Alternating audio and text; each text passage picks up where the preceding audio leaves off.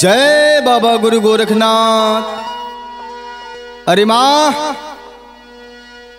ये सन्यासी दरवाजे पे आया है माँ, भिक्षा ले आओ माँ।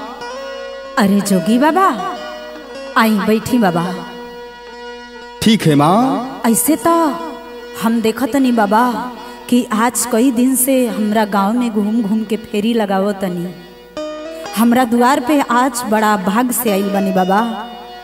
हमके आपका आवाज बड़ा सुघर लगेला बाबा। कुछ भाव भजन सुना के जैती बाबा।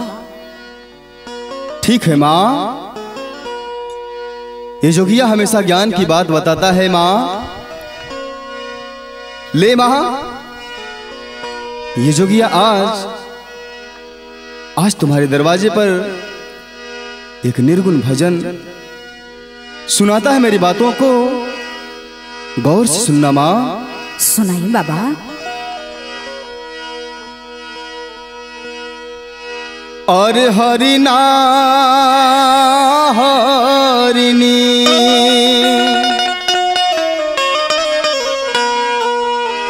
हर चरत जंगल में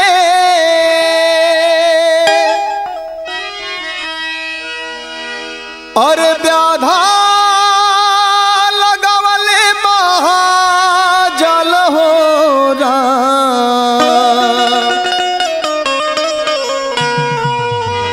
और कूदी फान के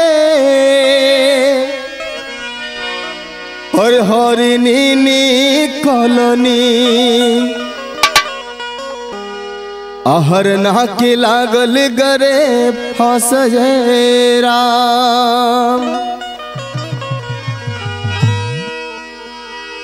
देखा माई, बात उस समय की बात जब जंगल में दो ठे हरना हरनी के जोड़ा चरत बा। बहेलिया जाल डाल देलस। अब बहेलिया के जाल में हरना हरनी दोनों फंस गए। हरनी देखी कैसो कूद फान के जाल से बहरे निकल जात बिया। हरना जाल में फंस जाता।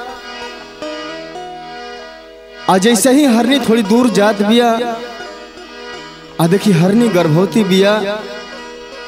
जैसे थोड़ी दूर पे जात बिया ओकर बच्चा बाहर आ जाता। बहेलिया पहुंचल बा अपने महाजाल के लगे। हरना के घिसिरावत लेके जात बा। ई बात उस समय के बा।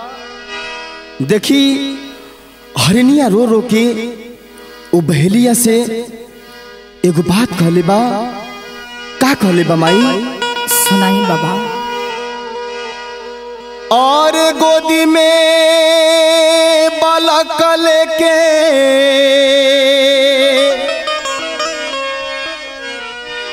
हरे रोवेली हरिनिया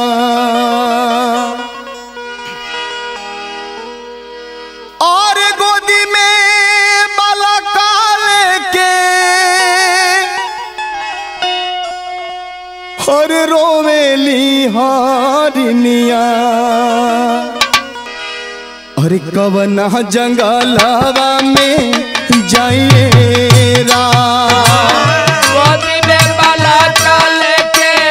रोवेली हरिनिया। कवना जंगलवा में जाइए राम। गोदी में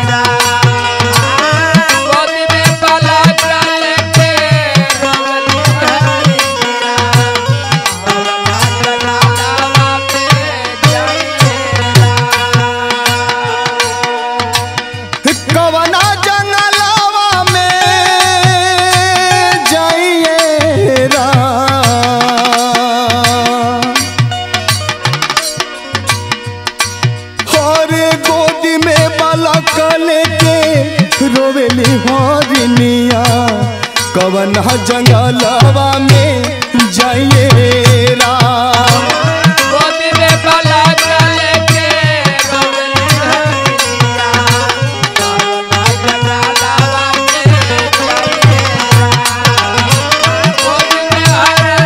लेके रोवेली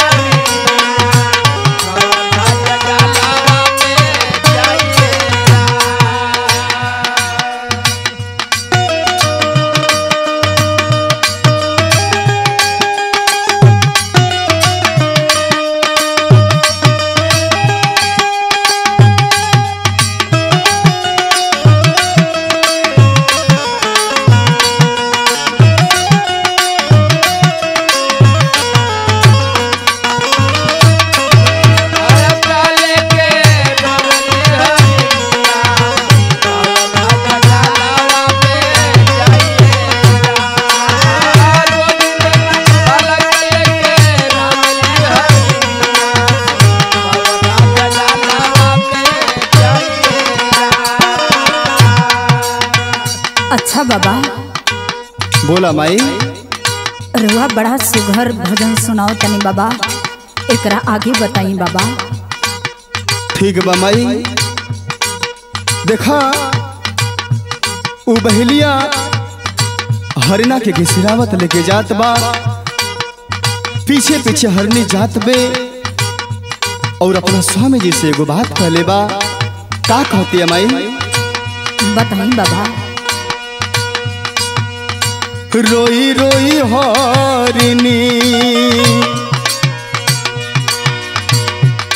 हरे रोई रोई हरनी, कहे हरना से सुना स्वामी मोरी बतेरा।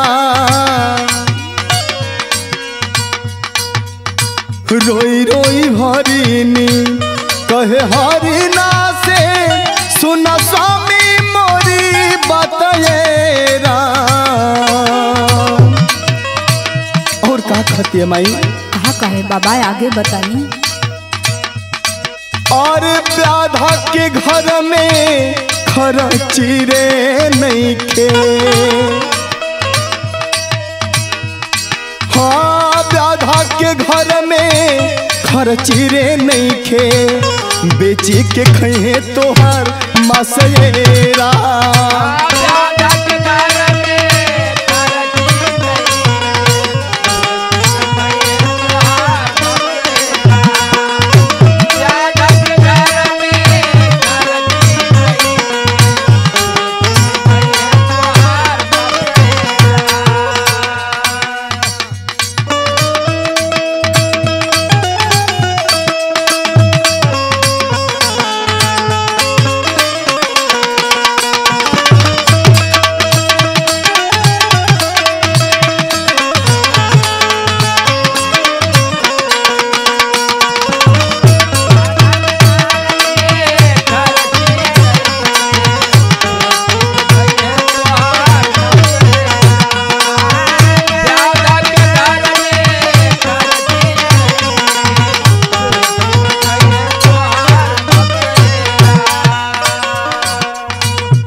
और देखी वो हरनी आगे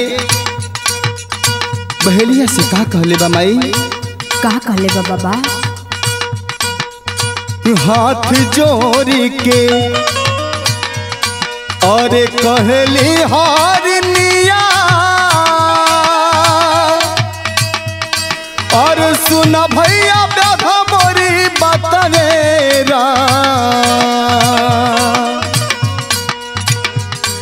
अरे हाथ जोड़ के कहली हरनिया, सुना भैया व्याधा मोरी बतहोरा। और ये कबीर पौआ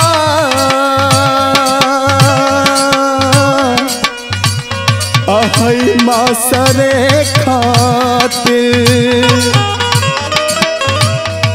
और ये कबीर पौआ मासर खातिर, काहे के उजारेला सो हगए राम।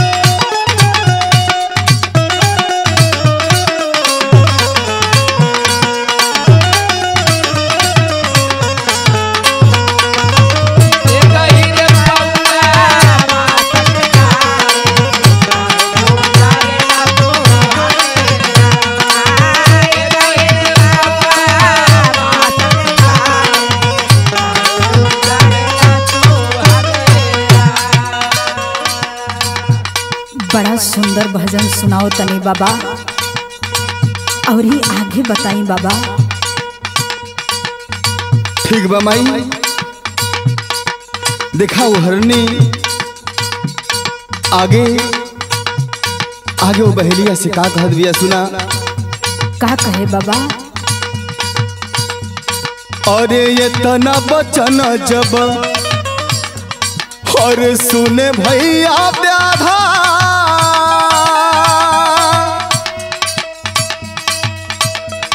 और खोल दिहल हराना के फंस हो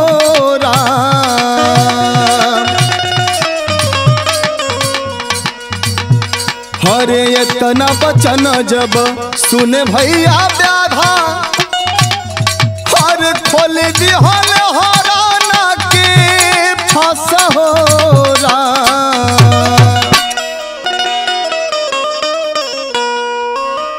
और कहता कबीरा तो सुनाए भाई संतलो हर दुनहु के भइल स्वर्गा बस हो